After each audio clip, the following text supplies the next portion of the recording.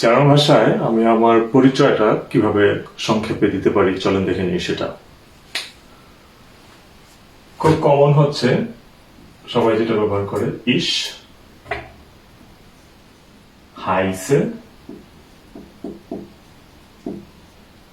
আমি যদি আমার একটা ছদ্মনাম ব্যবহার করি তাহলে আমি বলবো ফ্রাঙ্ক।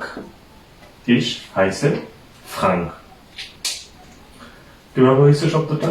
ইস হচ্ছে আমি, বাক্যটা। হাইসে আসতে হচ্ছে হাইসেন ভার্ব থেকে। হাইসেন হচ্ছে টু মিন, অথবা কারোর নাম, যে আমার আমার নাম এটা, আমার নাম এটা। সো এটার নামেরও হইতে পারে যে আমার নাম এটা, আর টু মিন অর্থ অনেক সময় ব্যবহৃত হতে পারে। সেক্ষেত্রে হচ্ছে ইস হাইসে, নাম হচ্ছে ফ্রাঙ্ক। তারপর আমি আবার বলতে পারি যে mein Name ist Frank। বলতে পারি। এখানে কি হয়েছে? এখানে পজিটিভ প্রনাউন চলে আসছে। মাইন হচ্ছে আমার, নামে হচ্ছে নেম। এখানে একটা জিনিস খেয়াল রাখতে হবে, জার্মান ভাষায় যে কোনো নাউন যখন বাক্যে আসবে, সেটার বাক্য অবস্থান যেখানেই হোক না কেন, সবসময় সেটা ক্যাপিটাল লেটার হবে। মাইন নামে ইস্ট হচ্ছে হয় অথবা হওয়া হচ্ছে ফ্রাঙ্ক। ইস মাইন নামে ইস ফ্রাঙ্ক। তারপর আমি আবার বলতে পারি খুব সহজ যেটা, ইস বিন ফ্রাঙ্ক। আমি সেটা বলতে পারি যে আমি আমি হই ফ্রাঙ্ক। এই তিনটা হচ্ছে খুব ইজি, কমন, এবং এভাবে আমরা আমাদের পরিচয় দিতে পারি। আবার অনেক সময় জার্মানরা সেটাও বলে থাকে, যখন ওরা ওদের নিজের পরিচয় দেয়, সেক্ষেত্রে ওরা বলতে পারে যে, ফর এক্সাম্পল, একটা ছেলে যদি বলে, যে তখন ওরা হচ্ছে নামের আগে আবার ক্যাপিটাল আর্টিকেলটা যোগ করে। যেরকম তখন বলে যে ইস বিন ডেয়ার ফ্রাঙ্ক। অথবা যদি মেয়ে হয় তাহলে বলবে দি লিজা, ফর এক্সাম্পল।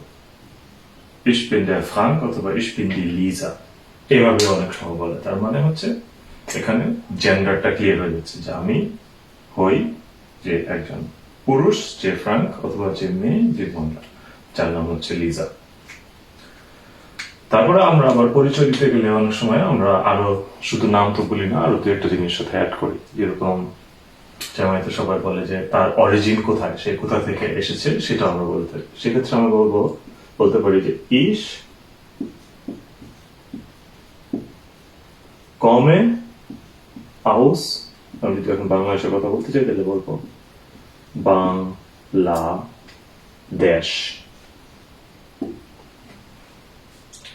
আমার অরিজিন বাংলাদেশ, অথবা আমি বাংলাদেশ থেকে আসছি। এটা হচ্ছে ইস হচ্ছে আমি, কমে আসতে হচ্ছে কমেন ভার্ব থেকে, যেটাকে বলা হয় টু কাম।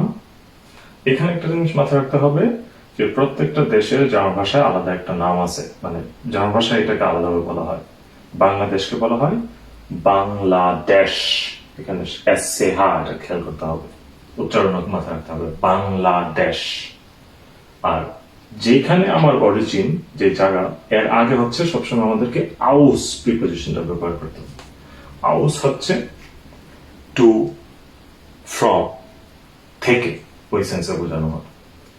তারপরে আমরা আরো কি অ্যাড করতে পারি? আমার নিজের পরিচয় দিতে গেলে আমরা সবসময় আমাদের এইজ বলি, সেটা আমরা সাথে অ্যাড করতে পারি, যে ich bin 30 Jahre alt। যে আমরা বলতে পারি যে ইস আমি হই, 30কে বলা হয় হচ্ছে জার্মান ভাষায় 30, ইয়ারে হচ্ছে বছর, যেহেতু এখানে প্লুরাল সেজন্য, আল্ট হচ্ছে বয়স। Ich bin 30 Jahre alt। So, আপনি যদি আপনার পরিচয় জার্মান ভাষায় দিতে চান, তাহলে কি কি তথ্য আরো সাথে যোগ করতে চান, কি কি আরো অ্যাড করতে চান আপনার ইন্ট্রোডাকশনের সাথে, সেটা জানাবেন। Thank you